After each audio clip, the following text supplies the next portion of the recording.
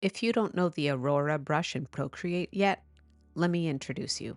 Found within the artistic section of the built-in brush library, it is made up of a simple blotch, shape source, and raw canvas grain. With these original settings, the grain doesn't affect much at first glance, but if we change up our stylus pressure, you can see the textural effect come through, which we will push more later on. But first, let's see how it handles color. As you can observe, it has a randomizing effect that pulls hues closest to it, resulting in a mottled look that does well for optical blending. And using the smudge brush, we end up with a dominant color that Procreate deems as dark cyan. Taking a section of this to the eraser, we can really start to see the depth that the shape source has, and we can use it in tandem to the brush that brings forth an interesting push and pull to our patterning that can be applied to anything to imitate fabric, organic matter, or environmental atmospheres.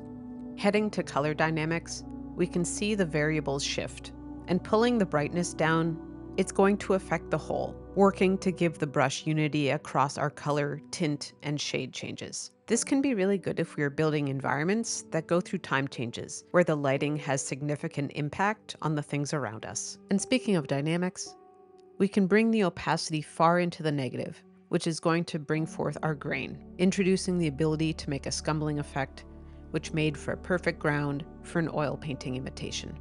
Here in this sketch, I'm using all variations of the Aurora brushes that I have created, plotting out a vanitas style composition, which is a specific genre of still life that was an emblematic reminder of mortality through object symbolism.